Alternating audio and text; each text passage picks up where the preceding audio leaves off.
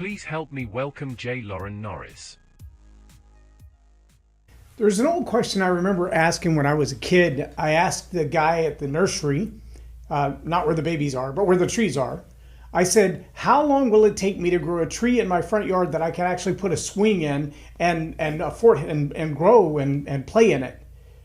And the guy told me, well, the best time to plant a tree is 25 years ago. The next best time is today. And I want to say that building rapport in the sales cycle is very much like that. That's what I want to talk about in this episode of Leading Leaders. Subscribe now for our extensive video library of leadership lessons promoting faith, family, and freedom. I'm J Loren Norris with Leading Leaders Podcast, and I spent a lot of time training communicators how to be better communicators, how to tell better stories better.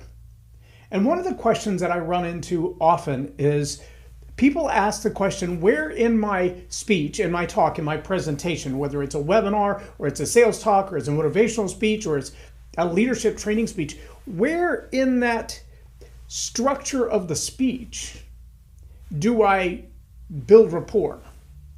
And here I believe is what is in their head. If there was a room full of 50 sales trainers or sales leaders, we would probably have 150 different answers. But I believe most people are asking the question, when should I connect with the audience? Is it early on in the speech? Is it in the middle of the speech? Is it near the end of the speech when I'm making my offer? Is it when I'm trying to get them to do the thing that I want them to do? And be honest with yourself. It doesn't matter if you're selling a product, a service, or a philosophy. If you're conveying an idea that you want other people to adopt, action you want other people to take, something you want them to believe, to do, to purchase, or just to buy into, you've got to be able to connect with them, not just through the logic of their mind, but through the emotions of their heart. There's another word for that. Now, I want to put in this category a lot of different techniques and tricks and tips and manipulation have been woven through the idea of connecting with the heart of people. In fact, there are a lot of ways that are identified as neurolinguistic programming, as emotional movement. I've heard some people say they want to invoke emotions in others. I think that's a bad idea, and if you were to ask me directly, I can explain why. To evoke emotions from someone, that I believe that's the right direction to go. And again, ask me directly in a DM or send me a message, and I'll be glad to answer that question. But the concept of building rapport, that's nothing new under the sun. Everybody's been talking about building rapport. We hear things like mirror neurons. If they touch their chin a lot, you should touch your chin a lot. If you want them to touch their chin and they don't, then you should start it. If you wipe a little something from the corner of your eye as you speak of something emotional, you're more likely to cause them to feel emotional. And those mirror neurons, they're natural. There's not a whole lot you can do about them. In fact, you may catch yourself doing something the other person is doing and then realize, why am I even doing that? Crossing my arms, leaning back from the table, wandering off into space while I talk. And the chances are you're doing it because, well, they're doing it. And the mirror neurons in you are firing off to say, I'm trying to imitate the person across from me. Now, some people are very conscious of that.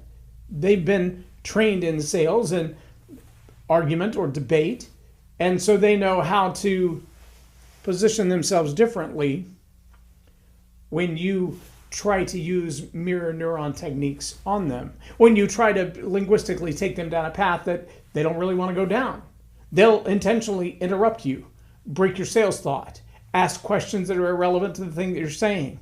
And they're doing it either consciously or subconsciously because they're doing all they can to not connect deeply and emotionally.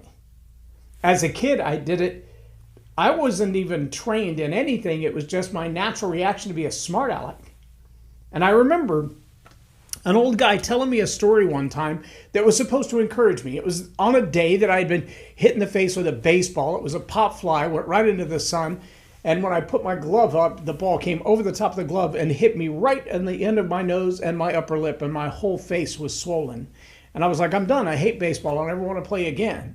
And I went off the field in my uniform to sit in the stands. And this friend of my stepdad starts, I would say, lecturing me. I think he was just trying to encourage me. He was telling me a story. And as he's telling me this story, I'm like, I've heard that one before. I don't even care. I was 7. I hadn't heard it before. I didn't know anything about it. I had no idea what he was talking about. I just wanted to interrupt him so he would shut up. I wasn't ever trained in that. That was just a natural reaction. What was the whole point, though? He wasn't connecting with me. I didn't want to be connected with, but every effort he made was just annoying me more, and that was annoying him. And there's an old phrase that says, don't argue with the pig. All it's going to do is get you muddy and annoy the pig. It's going to frustrate you and annoy the pig. Why bother? There's something about building rapport, though. When people ask me that question, where in my talk does it begin? Is it, do I start building rapport from the minute I start talking? Or do I start building rapport when I get to my first main idea? Or do I start building rapport just before my call to action? Or do I put the call to action out there, that kind of transactional opportunity? Click on this, buy this, join this. Here's the time to sign the papers, test drive the car, whatever it is. Is that where I build rapport? Do I build rapport after that offer's been made and they either did take action or they didn't? Where in that process of the talk or the sales process should I build rapport? And I'm going to give you an answer that has been my observation over about 30 years of leadership training and sales. And I spent several years in sales for Fortune 50 companies and in marketing for Fortune 50 companies. And none of this was really talked about even then. Early on, there were a couple of different sales trainings that I took with Bally's, with Q, with GTE, with Verizon. Those are big name companies that do a lot of sales, by the way. And in all of them, they had what they called the needs assessment or the questioning phase. And you don't want that to feel like 20 questions. You don't want it to feel like an interrogation. You want it to feel like a conversation. And yet, every one of them had this very specific list of questions that pertain only to their products or services.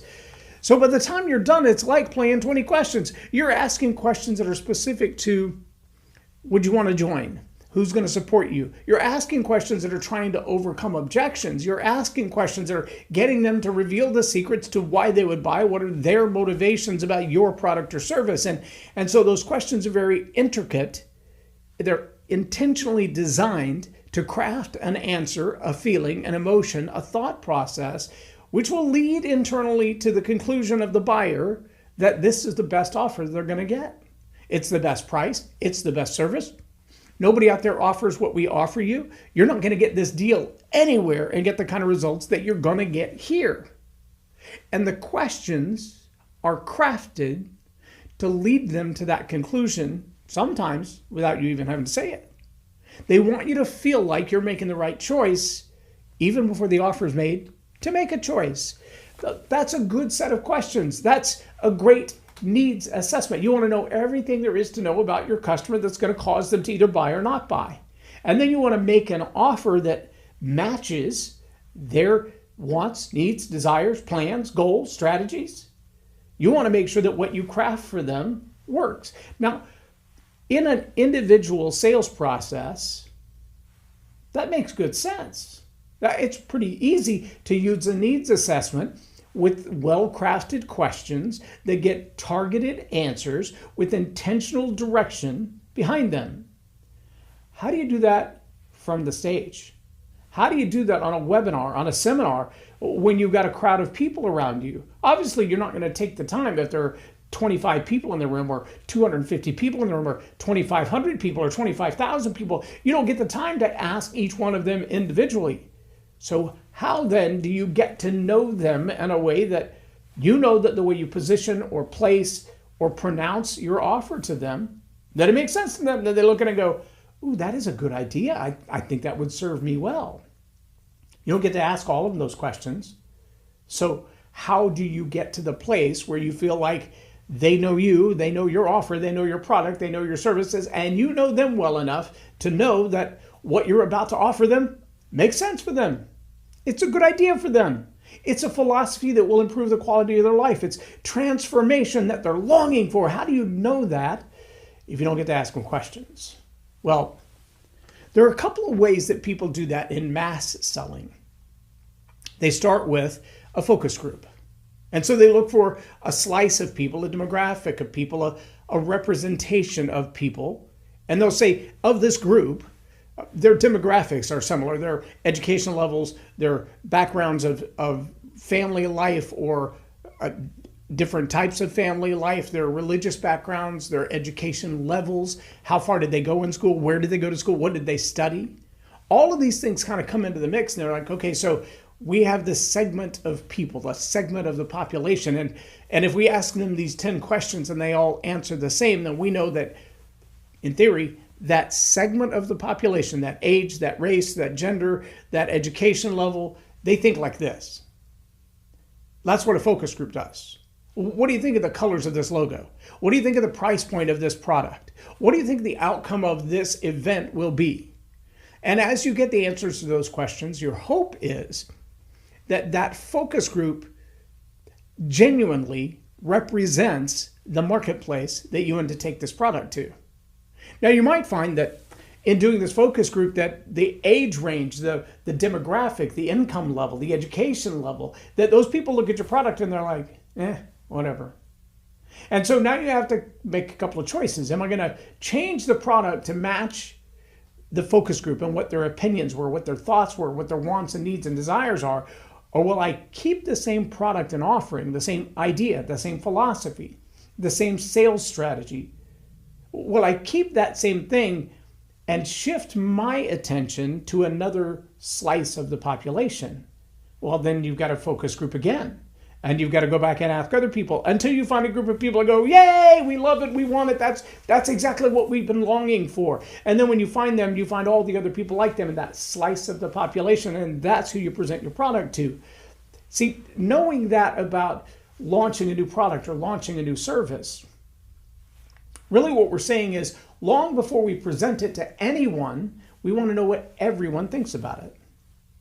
Let me say that in a different way. If you feel like while making your presentation, you've got to figure out where in the presentation building rapport fits, I hate to say it, but I think you're way too late. I think you're way too late. You haven't asked enough questions before you took the stage. You haven't asked enough questions before you turned on the webinar. You haven't taken the time to observe your potential client in their natural habitat. You don't know how they're going to react to your offer, your sales pitch, your sales strategy, your product or service, simply because you don't know them at all. And I can't tell you how many times I've worked with a speaking client who says, well, I just want to tell my story. I just want to get on the stage and tell everybody what happened to me and what my life was about and how I can help them. I'm like, well, that's fine. And it is a strategy. Personally, I don't think it's a good one. I think your story is a drill bit. It's just a tool. And it's the tool that helps them achieve a different goal. It helps them get to another end result. A lot of people will say things like, your story sells. No, it doesn't. It might be a sales tool, but very few people want to buy your story. Trust me, I've interviewed people on unbelievable journeys of life, but people who spent 38 years in prison wrongfully. Great book, great guy, great story, great presentation, and he's good at what he does. But it's not an international bestseller, and he doesn't get $25,000 every time he steps on the stage, even though his story is incredible. He still has a full-time job. He still does other things. One who met face-to-face with a grizzly bear when it was trying to eat his brother, and he fought it off. Oh, he spent a long time in the hospital. Well, that's an incredible story. That's like being bitten in half by a shark. But you still have to market that story. You have to find the people who want to hear that story, and whether it's a story of triumph or it's a story of overcoming or it's a story of fighting through the physical health battles of everything that came after, or it's just a story of faith that said, God stood with me in that battle against the bear. Whatever the story is about, there's an audience for that story. And until you watch them, observe them in their natural habitat and figure out what do they want, need, and desire, and then ask yourself, will this story meet their wants, needs, and desires? Will it inspire them, encourage them, move them in a direction? Selling the story is going to be really hard. I find most people, I don't mean this to be an indictment, but it kind of is. Most people that tell you your story sells want to charge you to tell it. They do. I've met them. I wouldn't, but I could give you the name of 4 or 5 right now that if you give them $3,000 or $4,000, they'll put you on their stage in front of their audience, which is 25 to 30, maybe 100 other people who are paying for the opportunity to tell their story as well. And what they're going to tell you is being on this platform, getting this video, getting this promotion material, that's what's going to make you wealthy. Usually doesn't. Usually doesn't. But they're making money telling you that your story sells. They're selling you your story. That's what they're doing. It's not what I find to be true. But they've found you in your natural habitat. And they've identified your wants, needs, and desires. Your want, your need, your desire to get on the stage and share your story, to publish a book. Again, there's another whole slice of the population of consumers and business owners who come together in that place where they say, I want to tell my story. Well, great, I'm a publisher. I can help tell your story. I will help you craft it and make it an international bestseller. I'll put you on the top of the Amazon list in your category, which means you probably sold 500 books in a couple of days' time. And that's awesome. But even if your book's $1,000 a piece, that's only a year's worth of income for most people, maybe a couple of years. But you're not going to sell a book for $1,000. And having a book isn't necessarily going to put you on the stage in front of tens of thousands of people and make you $25,000 a speech. Again, there are people who will sell you that idea. It's just not true. They're making money off of your story. There's no guarantee that your story is going to sell. I've heard some incredible stories. I've worked with some people who have some incredible background, incredible educations, incredible experiences. I sat face to face with a guy while we were producing someone else's interview show, and he told us about the time that he was in the Hanoi Hilton for over 5 years. Holy cow, what a story. That was an incredible story. He still worked all of his life. And even the publishing of his book, most people don't have it. Most people don't know it. It's an incredible story. It's not a common story. But it's not the kind of story that everybody runs out to buy. I listened to an interview recently with a guy who wrote the 600-page book about Bonhoeffer. And recently they just released a film about Bonhoeffer. Well, this is a guy who lived an absolutely incredible story almost 100 years ago. And the story's just now becoming a big fat book, becoming a story that's film worthy. Is your story going to sell? Well, maybe. But here's the real question.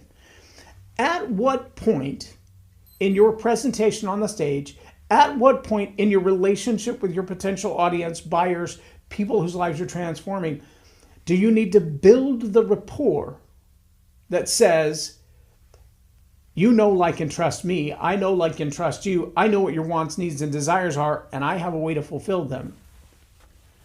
Listen close. Here's the answer to that question before you ever start crafting the speech.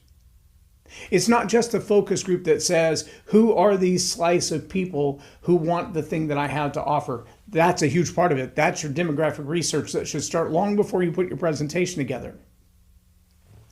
But even if you've got your product already nailed down, you've got your services already nailed down, you have a pretty good idea who your client is, the stories that you tell, that's how you build rapport. There's a reason I tell all my coaching clients you should have 100 stories. Not because your life is 100 little fragmented pieces, although many of us live a life that looks much more like stained glass than a paned glass window. There are little fragments of different colors that make up our life. Those are each little stories. And each of those little stories connect with a different group of people.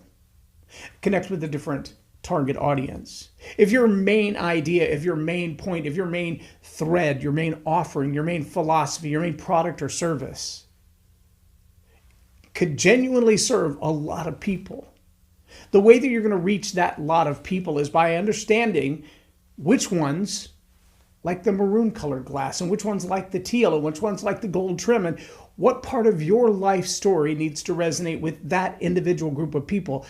That's when and how you build rapport. It starts in the research of asking, who are these people that I'm going to present to? What's important to them? What key factors in their life correlate with the key factors in my life? What are the emotions that will inspire them to take action? What's going to cause them to move, to do, to get involved, to invest financially, emotionally, and with their time? And if I get my hands around that and I can identify the story that in my life is a real, true experience, an authentic, integrous story, that particular segment of the audience will look at and go, that's just like me. I went through the same thing. I know exactly how that feels.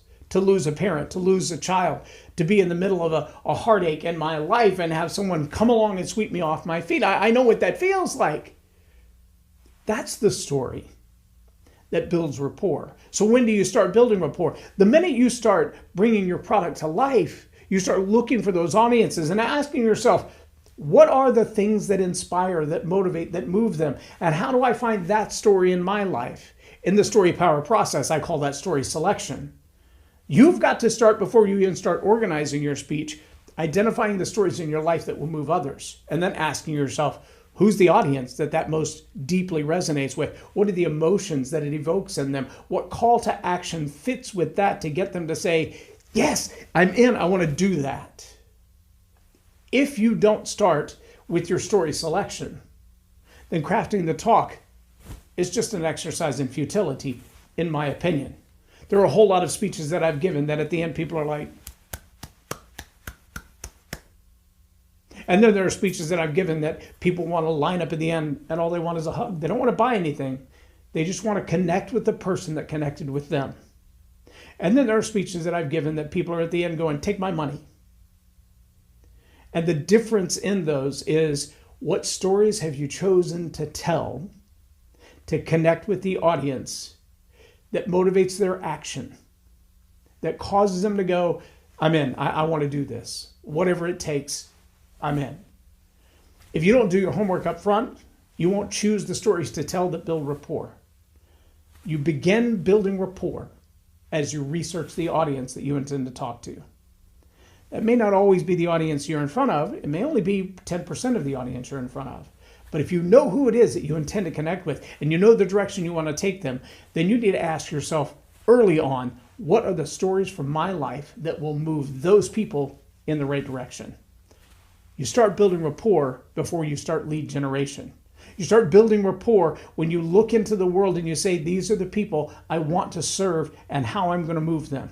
Who do you serve and how? If you haven't answered that question yet, you're not ready to start building rapport.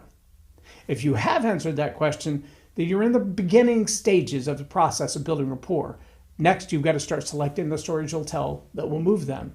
Then we can craft them into a presentation where people feel that every step along the way, they've been invited to something greater. And they want to join you. They want to take action. They want to buy from you because they've already bought in to the who that you are. That's my story, and I'm sticking to it. I'm J Loren Norris with Leading Leaders Podcast for Tell It Like It Is TV. And if you're interested in any of the stuff that I've talked to you about today with regard to story, leadership, influence, check out storypoweracademy.com, because that's where we make it available to anybody who wants to dive in. Have a blessed day. Subscribe now for our extensive video library of leadership lessons promoting faith, family, and freedom. I encourage you to go to storypoweracademy.com and check it out. Look at the different classes, the different levels, the different things that are available. You can take a lot of them a la carte. But spend some time there and see if that's the kind of thing that would change the way you communicate as a leader, as a pastor, as a counselor, as a political leader. And if that will help you, I'd love to have a conversation with you. Again, only 10 people in the elite speakers. You will have to apply for that. But if you're a candidate, I'd love to have that conversation with you. I'm J Loren Norris with Story Power Academy. I look forward to seeing you inside.